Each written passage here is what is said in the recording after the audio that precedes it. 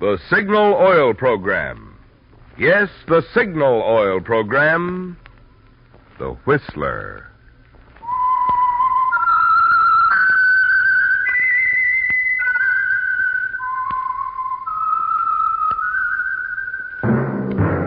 That whistle is your signal for the Signal Oil Program, The Whistler.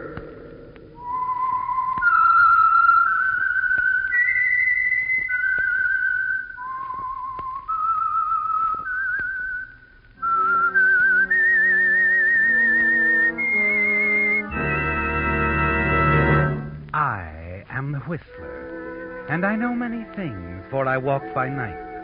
I know many strange tales hidden in the hearts of men and women who have stepped into the shadows. Yes, I know the nameless terrors of which they dare not speak.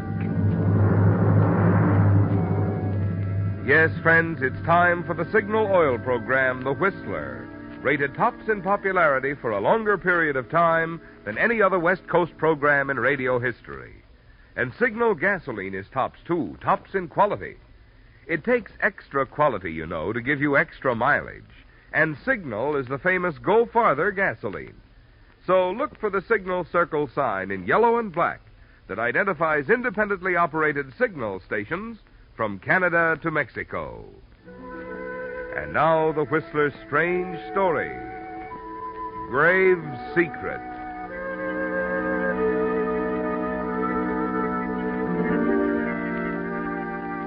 From the parlor window, Harriet Eldridge watched the postman wheel his bicycle down the tree-shaded street.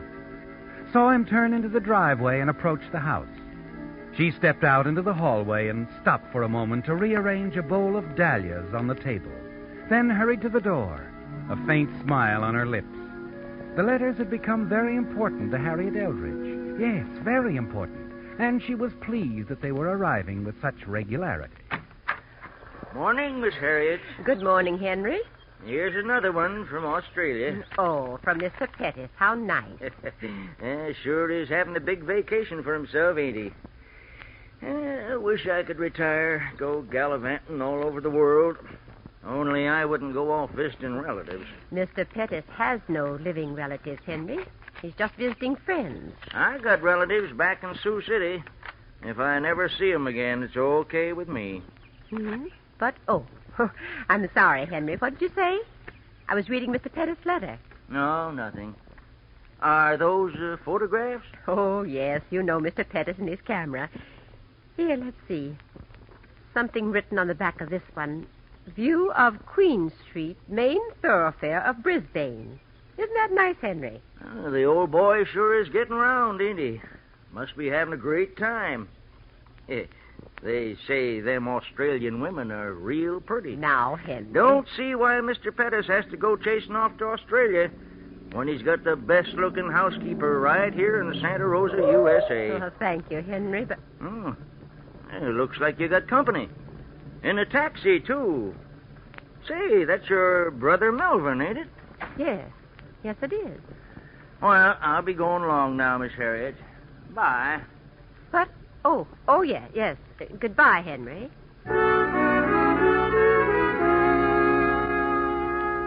You smile at Henry, watch him for a moment as he turns and walks away.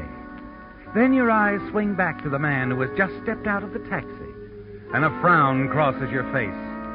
Moments later, he steps into the hallway, closes the door, and sets his suitcase on the floor. Hello, Harriet. I wasn't expecting you back so soon, Melvin.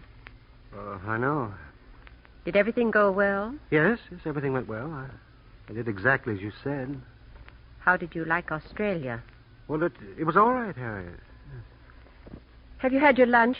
There's some cold ham, potato salad from last night. Would you like that, Melvin? Yes, I suppose so. Did you get seasick at all? Oh, no, I didn't. Harriet. Yes? Harriet, did everything go all right here? I mean... Oh, yes. When did you do it? The day you left. He was dead before you stepped on the boat in San Francisco. Harriet. Yes? What did you do with Mr. Pettis? I mean, where did you... Do you want tea or coffee, Melvin? The tea. For a moment, he stares at you, then turns and looks out the window. His eyes blink nervously. His fingers fumble at his tie. You know what he's thinking about, don't you, Harriet? He wants to know what you've done with the body of Mr. Pettis. Exactly what happened on the night he left for San Francisco. Yes, he wants all the details. But you decided long ago, the less Melvin knows about the affair, the better it will be. He stays in his room the greater part of the day and evening. And then shortly after 8 o'clock that night, the front doorbell rings. Good evening. You must be Miss Eldridge. Why, yes. Well, I'm Valerie Hinton, a friend of Mr. Pettis. Is he in? No, Mr. Pettis is away. In Australia. Oh, I see he hasn't notified you. He's back. He's back? Why, yes, his boat docked in San Francisco a week ago. Well, I know. I was on it, too. Strange he didn't let you know. Or is he usually that way about things? No, he isn't. Well, I'll be in town for several days. I'm staying at the inn. Would you tell him when he arrives? Of course, Miss Hinton. I'll tell him. Good night.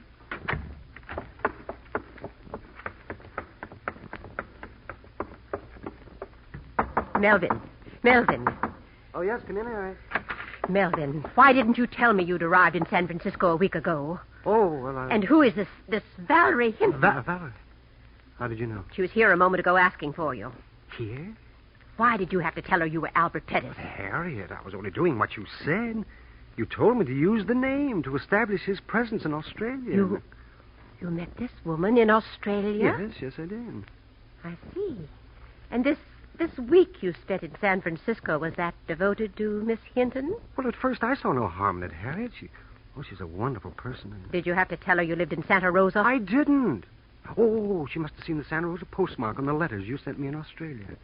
Oh, believe me, Harriet, when I ran out on her in San Francisco, I never thought I'd see her again. You ran out on her? Yes, I realized it would be dangerous. What with everything that's happened here. So she followed you. Oh, Melvin, don't tell me she's in love with you. Oh, I don't know. Are you in love with her? Yes. I'm sorry, Melvin.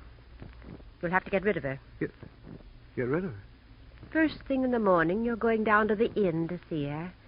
Tell her this great love of yours is no more. Tell her you're already married, or tell her anything, but I want her to leave town. Do you understand? Oh, Harriet, there must be some way. Get rid of her. She's dangerous. She can upset our entire plan. But Harriet, it's... What was that? Did you hear that? Oh, yes, it's the shutters downstairs. The wind's come up. But are you sure? Well, what else could it be? Well, I don't know. Did you think it was Mr. Pettis back from the dead? Oh, really now, Melvin? Harriet? Yes? Where is Mr. Pettis? What did you do with his body? Why won't you tell me? You needn't concern yourself about that, Melvin. I've taken care of everything. Now, good night. And don't forget what I said. I don't want the Hinton woman hanging around town.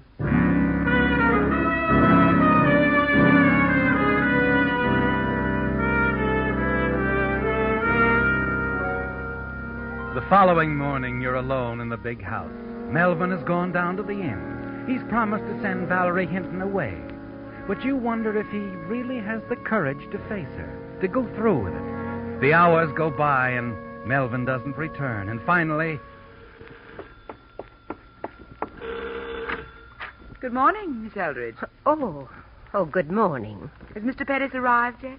Why, yes, I gave him your message. He left hours ago on his way to see you. Well, that's strange. I just came from the inn.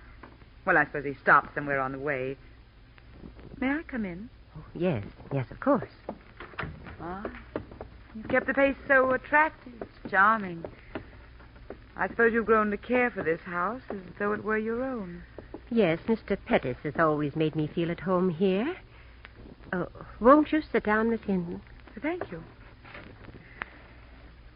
You know, Miss Eldridge, I feel as though I'd known you for a long time. Mr. Pettis has spoken so much of you. Oh? Yes. I don't suppose he's told you about the way we met? No, he hasn't. It was in Melbourne.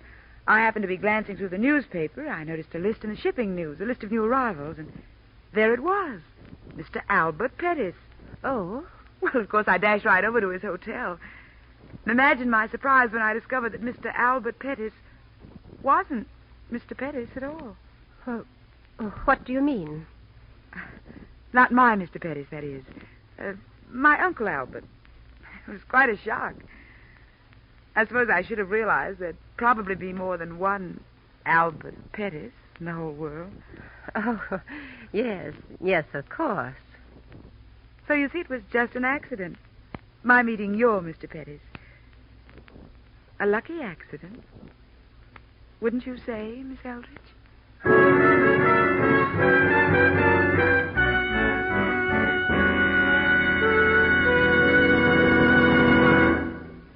With the prologue of Grave Secret, the Signal Oil Company brings you another strange story by The Whistler. If you like avocados, you'll probably be as surprised as I was to learn that in parts of Mexico, avocados were once used to lubricate the axles of wagons. Does that sound primitive and old-fashioned to you? Well, then just remember this. It's almost as old-fashioned today to lubricate automobile motors with plain motor oil. What I mean is, now scientific compounds have been developed which protect motors in many ways that oil alone cannot do. That's why Signal brought out Signal Premium Compounded Motor Oil, which combines 100% pure paraffin base with these scientific new compounds. And just what do these compounds do? Well, one compound in Signal Premium actually cleans your motor of harmful carbon, gum, and varnish. A second compound protects costly bearings from corrosion. And still other compounds in Signal Premium help in additional ways to keep wear down and performance up. So if you want a sweeter running motor, make your next oil change a change from old-fashioned regular motor oil. Stop at a Signal station for the improved type motor oil that does so much more than just lubricate.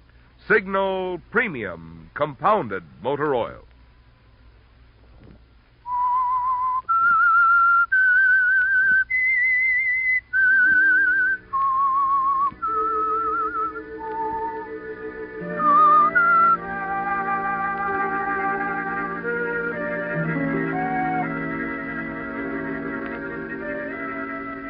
It frightens you, doesn't it, Harriet? The knowledge that Valerie Hinton, the woman your brother Melvin met in Australia while he was posing as Albert Pettis, is actually the niece of the man you murdered. You wonder if their meeting was really accidental. Wonder if she suspects the truth. 1,000 confused thoughts race through your mind. You were so sure Albert Pettis had no living relatives, that there would be no one to spoil your little plan. Yet here she is, sitting in the parlor of the big house, chatting gaily about her meeting with your Mr. Pettis. And then suddenly something she says stirs a flicker of hope within you. Oh, no, I haven't seen Uncle Albert in years. Lost track of him completely. Not his fault, of course. After all, I'm supposed to be dead. Dead? I don't understand. During the war, I was a writer living in Java. There were several bombing raids. In the confusion, I was reported missing and given up as dead. I suppose Uncle Albert was notified. I see. When I got out of the hospital a year ago, I tried to find some trace of Uncle Albert, but I wasn't successful. Well, I had to earn a living, you know, so I went on to Australia. Then one day I ran across his name in the shipping list, and, well, you know the rest. I met your Mr. Pettis instead. And you have no idea where your uncle is? None at all. Maybe dead, for all I know. I've about given up finding him. I'm devoting all my time to writing now. That's why I've come back to the States to try my luck here. Oh, Harriet, Albert. Hello, Albert. Oh, Albert. You watch Valerie rush across the room, throw her arms around Melvin.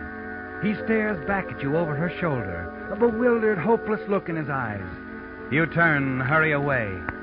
Moments later, you're upstairs in Mr. Pettis' room, searching through the closet. Then you find what you want. You take the photo album, sit on the window seat, and start turning the pages.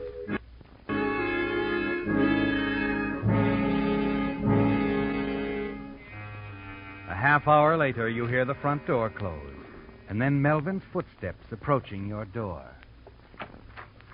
Harriet? Yes? Is she gone? Yes. She won't be back. What'd you tell her? What difference does it make what I told her? She won't be back. What are you doing? Just looking through the old album. I found what I wanted. What? Never mind. Come along, Melvin. It's almost time for your lunch.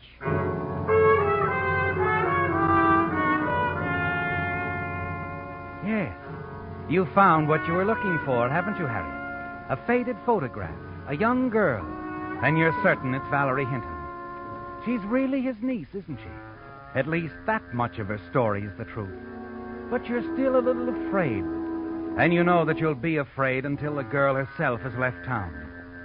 Late that afternoon, you step out on the front porch and wait while Melvin drives the car out of the garage. Then a taxi pulls into the driveway. And then, despite the recent assurances of your weakling brother Melvin that she wouldn't be back, Valerie Hinton steps out. The shopping list drops from your hand and your eyes are fixed on the suitcase she carries. Hello, Miss Eldridge. Oh, Miss Hinton, you're leaving. You've come to say goodbye. On the contrary, Harriet, I'm moving in. Moving in? Here? Why not? I've a perfect right to, you know. After all, it's my uncle's house, isn't it?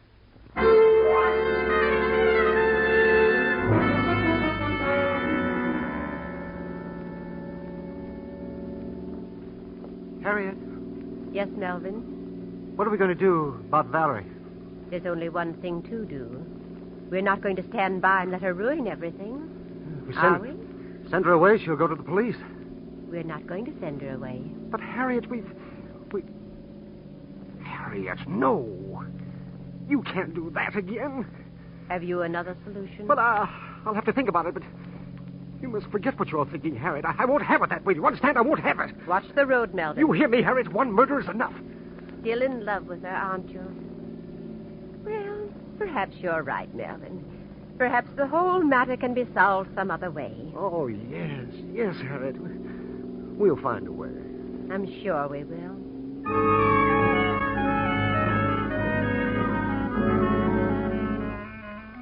The whole plan is in danger, isn't it, Harry? Melvin is still in love with her, and you know that he can be very weak. That you alone must provide the strength to carry things through. Late that evening, after Melvin has gone to bed, you and Valerie are left alone in the library. I was looking through some things, Valerie. Papers and newspaper clippings that belonged to Mr. Pettis. Oh? I found this. How interesting. A full account of your death in Java during the war. Your name was Valerie Pettis then. Yes, it was. I was wondering if you'd taken any steps to rectify this impression that you're no longer among the living. Of course not. You've read this article, haven't you? Yes. Before her death, Valerie Pettis was wanted by the police. That's right. So you see, we're in very much the same position, aren't we? Neither of us can go to the police, or anyone, about the little secrets we've both discovered. You're quite confident? No. Just very observant, Harriet. I know exactly what's going on here. So? So? That's sufficient reason why you'll keep your secret as long as I keep mine. I see. Now, there's something else, Harriet. Uncle Albert's money. Money? Yes, I know about that, too. Uncle Albert received a lot of money in jewels several years ago in inheritance. And if I know dear Uncle Albert, he's kept it right here in this house. I'm one who believes in sharing the wealth, Harriet. The money, the jewels, and this house. You intend to remain here? Yes. I like Santa Rosa. It's charming, quiet, and safe. Besides, I've grown very fond of Melvin. I know he's quite fond of me. So I wouldn't try anything, Harriet, dear. Melvin might not like it. Good night.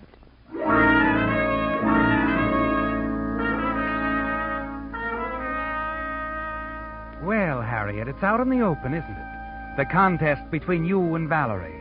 And it's a contest you can't afford to lose. You must get Valerie out of your way. And you know how to begin, don't you? With Melvin. You must turn him against her. And the very next day you start working on him systematically, using his love for Valerie as a wedge. Each day you have something to drop in his ear.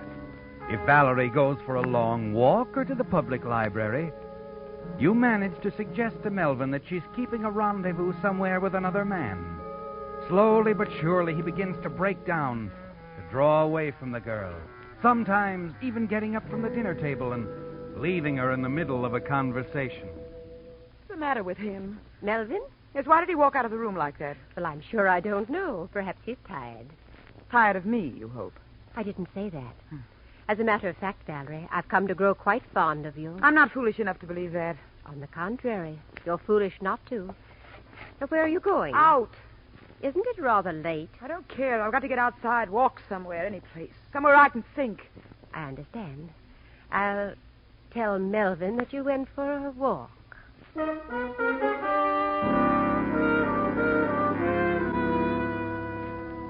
And you do tell Melvin, don't you, Harriet? Only in your own way. The way you've told him many times before. I don't believe you, Harriet. I don't believe you at all. I'm sorry, Melvin. I know what it must do to your pride, but there isn't any doubt. She's admitted the whole thing to me. She told you that there's someone else? Yes. There's been another man all along. You know I wouldn't lie to you, dear. She's made a fool of me. A fool. Forget it, Melvin. You've got to. Stop telling me to forget it. That's all you do. You don't want me to know anything. Or think about anything. Oh, Melvin, where are you going? Out! You smile, congratulate yourself, don't you, Harriet? Because you know you've won. That Melvin will do anything you want him to, like a man who's been hypnotized. You're certain now he won't interfere with your little plan to get rid of Valerie. Yes, you're quite pleased with the way you've handled things, aren't you? Moments later, you turn out the lights in the library and go up to your room to bed. You lie awake for a long time, waiting for Melvin to come home. Finally, you hear the front door close. You hear his footsteps on the stairs. And then, just before you drop off to sleep, you wonder why Valerie hasn't returned home.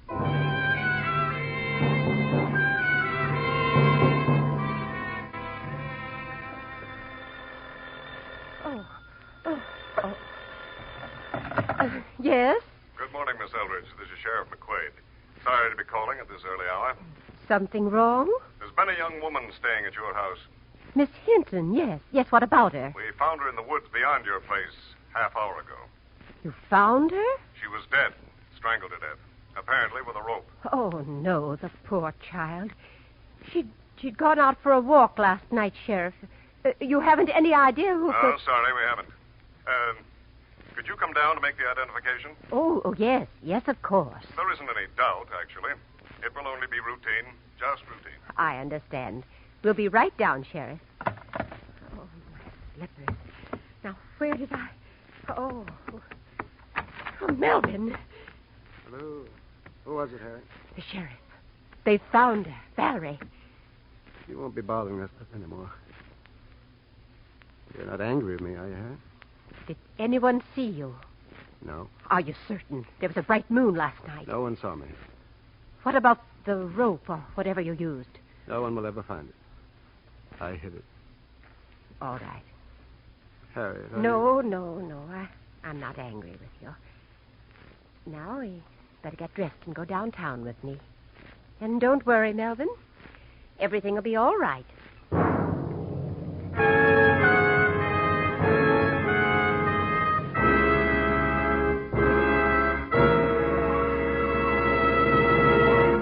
The Whistler will return in just a moment with a strange ending to tonight's story. Meantime, a question.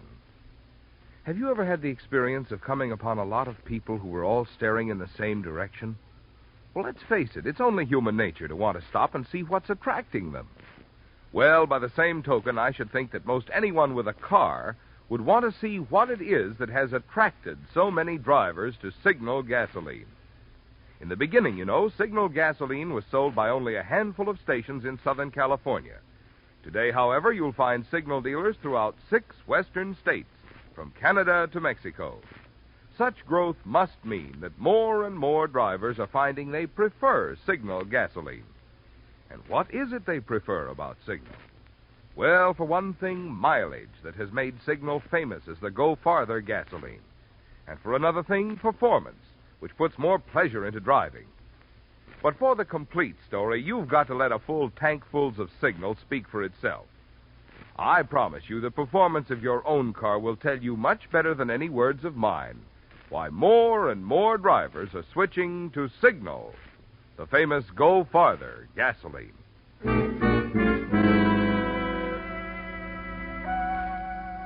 At the coroner's office is just as the sheriff said. It's simply a matter of routine, isn't it, Harriet? The two of you. Melvin's stony-eyed silence easily mistaken for the shocked grief that he appears to feel. And your own nervousness in answering the question. It's something the sheriff seems to have witnessed many times before. Finally, the identification is over, and they lead you out to another room. Oh, Sheriff, it's almost too much to believe. I know. Best thing is try to forget it, Miss Eldridge. Yes, just forget it. That's what we have to do, Harriet. Forget it. Come along. I'll drive the two of you back to the house. Oh, thank you, Sheriff. That won't be necessary. No. I insist. Bring my car around front. Yes. Tell me, Miss Eldridge, have you heard from Mr. Pettis lately? Still in Australia? Oh, yes. Yes, he is. I get an occasional letter. Mm-hmm. Fine man, that Mr. Pettis. We all miss him, you know. Sheriff, you needn't bother driving us home. It's not far. No trouble at all. I've got to go out there anyway. Something I have to check on. I've already sent some of my boys on ahead. What? Well, we got a call from one of your neighbors. Might give us a lead. I don't understand. Your neighbor, Mrs. Enfield, tried to call you this morning, but it was while you were on your way down here. When she couldn't get any answers, she thought we'd better investigate. Investigate what? It seems late last night she saw someone doing some digging out in back of your house. Digging? Yeah.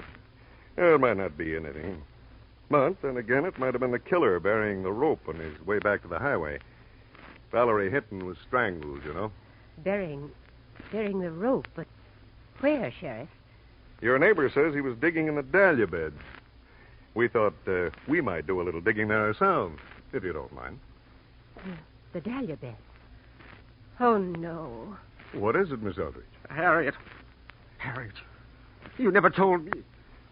Is that where you... Yes, Melvin. Now you know.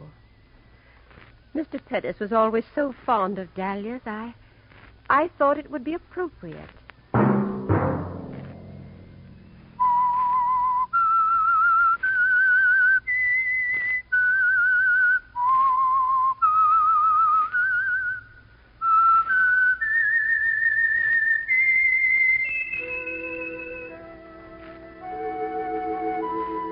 Let that whistle be your signal for the Signal Oil program, The Whistler, each Sunday night at this same time. Brought to you by the Signal Oil Company, marketers of Signal gasoline and motor oil, and fine quality automotive accessories. Signal has asked me to remind you, to get the most driving pleasure, drive at sensible speeds, be courteous, and obey traffic regulations. It may save a life, possibly your own.